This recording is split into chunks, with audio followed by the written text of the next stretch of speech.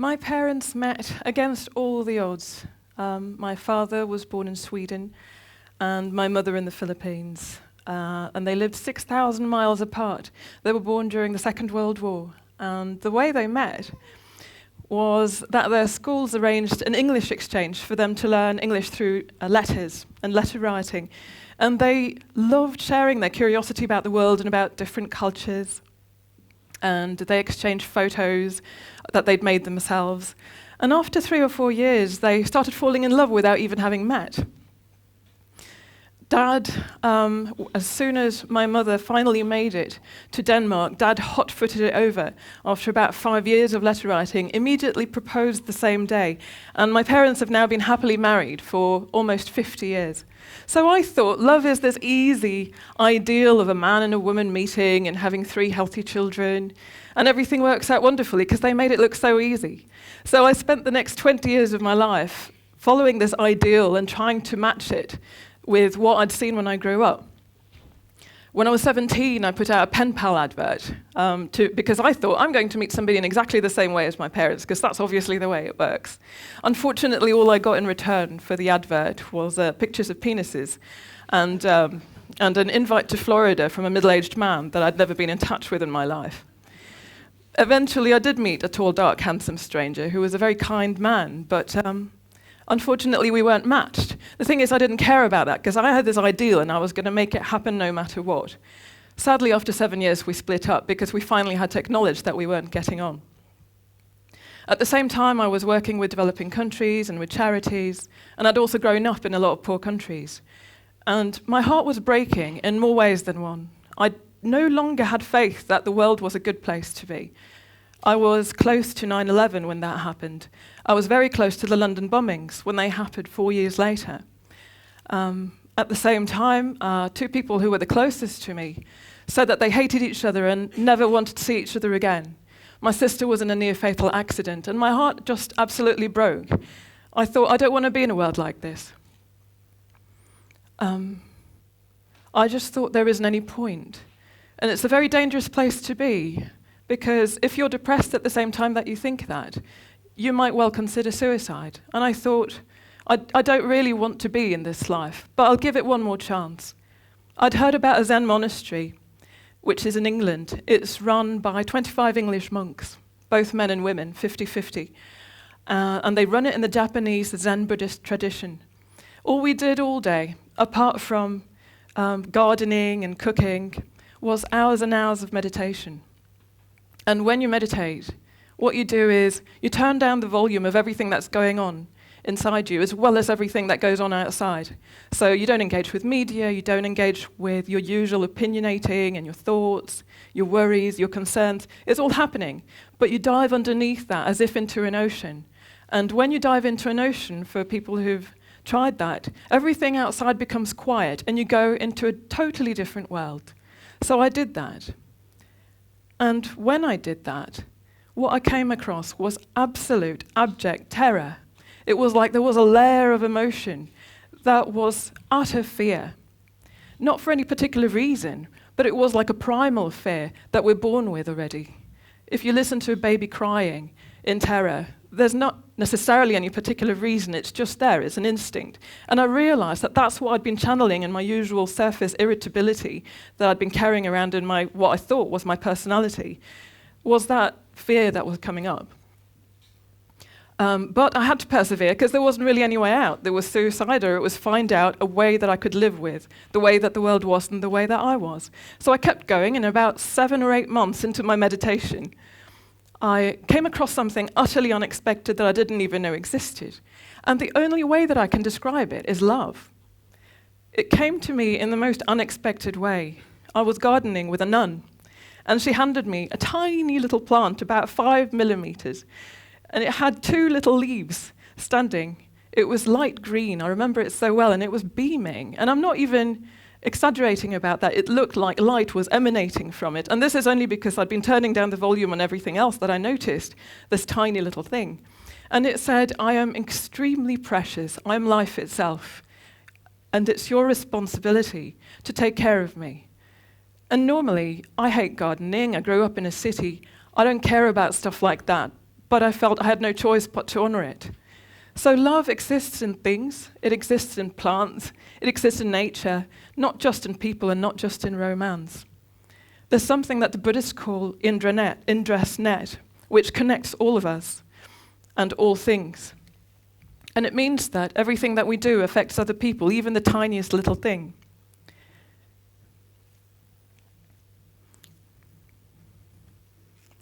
Once I took care of an old friend, an elderly friend at the monastery, and her feet were very painful, so I was putting band-aids on them.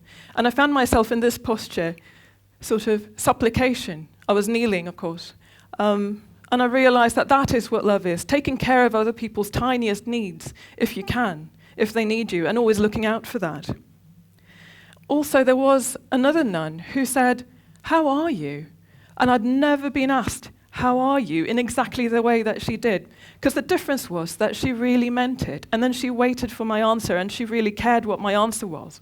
And she wasn't saying it just to get something from me, which I'd spent so many years in London that I wasn't used to somebody actually caring about such little things. So the nature of love with Indra's net, that network, is that it doesn't come from us, it comes through us. We can't control it, necessarily. It comes through us, both emanating from us and something that we can receive. Receiving and giving is actually the exact same action. In helping my elderly friend, I was also receiving something. And if you look for the evidence, you'll find it. My father wrote a letter at the monastery, to me at the monastery, and he did his usual thing, which was argue with me on a philosophical point, and it always felt like a punch to the stomach. It felt like, "Dad, you're not acknowledging my reality," and it made me so incredibly angry. So I grabbed the letter and, scrunched it up and unfolded it, scrunched it up and unfolded it, and took it to a Zen master and said, "I'm so angry at my father, what can I do with this anger?" And I thought he was going to tell me to go and meditate or something. And he said, "Well, think about, why did your father really send you that letter?" And I realized, well, it was to connect with me. Why would he do that? Oh, he loves me. And in less than a minute, I turned around this aggressive emotion into realization of connection. And I was able to do that afterwards as well when I went back to London, in very aggressive confrontations with complete strangers. It turns around. So a lot of people, obviously, are quite desperate in London, and they'd often come up to my face, and usually I'd be really defensive and angry, and I'd try to, push them away or something. But when I let them come up close and really tried to find out what it was that they wanted, that was all they wanted. They just wanted to be heard. They didn't actually want to hurt me. And I think far too often we're very defensive, and we imagine that people want to hurt us when they don't. You can also find evidence in the tiniest things, like a little butterfly landing on your shoulder to show you that you're not alone. Or there's a social forum called Ask Reddit, where 7 million people write questions to each other, just because they're interested in each other. That's the only reason. I went back to London after about a year in the monastery, and it felt like there was this gigantic hand following me everywhere, protecting me. Now, I don't believe in such things, but I'm just telling you how it felt. And I like to test things, so I'd go from city to city and country to country to see if it's still there. And it was. That nature of the net that I was talking about was protective. Unfortunately, though, love doesn't fix everything, as everybody here will know. There was still pain in the world, and there's obviously still conflict and war, both individually and politically. Life is imperfect. As Leonard Cohen says, there's a crack in everything, and that's how the light gets in. But these atrocities that so many people, probably all of us, are capable of, they're actually just a twist in the fabric of love. It's a misunderstanding by people who've only gone as far as that feeling of terror and don't realize that there's anything underneath it. That's much greater than that. And for those of us who do know, we can choose to do that and act from the place of love rather than the place of terror. We can choose to judge things in terms of how different we are, or we can choose to judge things in terms of what we have in common. It makes all the difference. The other thing that makes a huge difference is to tell your truth to somebody who really knows how to listen. I'm training to be a counsellor, and as a trainee counsellor, you have to go to a counsellor as well. And I've learned to tell her about the things that I find the most shameful in myself, things that other people have done to me, that I've been carrying all this time, things that I've been wanting to do to other people that I thought were awful. I had such guilt. And I'm only telling you this because I know that every single person has that darkness in themselves as well. And that's okay, and it's normal. And when you tell somebody, the act of telling somebody is almost like an alchemy. It transforms the feeling to something that you realize is actually okay. But I can say this, and it sounds like a textbook. It's not until you actually do it that it works. You should try it. So after all of that, and coming back from the monastery, spending several years back in London, I met my true love in my late 30s. And the way that true love is often defined as two souls are as one, and that's really how it felt. But it's completely unpredictable. We had totally different lifestyles, completely different backgrounds, and I certainly didn't expect to meet him in my 30s. I thought I was going to meet him when I was in my teens and have lots of kids, but things don't work out the way that you think they will. And the key to true love is in the word true. It was when I was honest with myself and let go of an agenda and stopped trying to make things happen, that love could actually happen. Otherwise, I was just pushing it away. There are also many more souls in the world than just two. If you try to choose, I'm going to like this person and not all of those other people, and I'm not going to be loving towards that tribe or that community or that country or that political group, then you're actually shutting your heart off, and your heart only has on or off. You can't choose to only love some people and not others. So if you decide to be in a loving relationship, you have to also be open to everybody else, and vice versa. Not in an open sexual relationship, but I'm talking about another kind of love. Buddhists talk a lot about the false self. I think of the individual self as a crusty eggshell. That's how it feels to me, which keeps me away from other people. It isolates me. Whereas the fact is that we're actually much more like blobs in a lava lamp. Waxy globules that are going along in a stream of lava-type liquid. And if you think about a lava lamp, these blobs, they're always forming and unforming, and they change as they go along.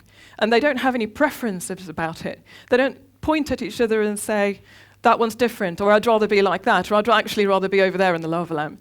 They just go along with that flow. And that's how human beings actually are. We have much less choice than we think. Of course, there's still wisdom, and there's still good choices. But if we went along with the way things are, things would be much easier for us. If you also think about the lava lamp in terms of these blobs forming and unforming, I don't know how many people have experienced grief and loss here, but a lot of people will have the feeling that when somebody dies, it's not over, that's not the end. And so the only real thing there is change, not necessarily living and dying as we think of it. It's much more fluid than that. Love isn't some kind of magical thinking, it's grace.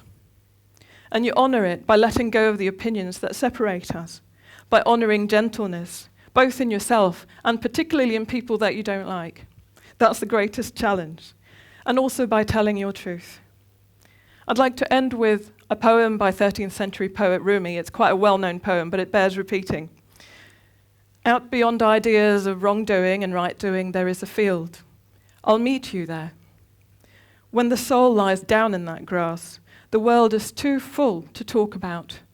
Ideas, language, even the phrase each other doesn't make any sense. Thank you.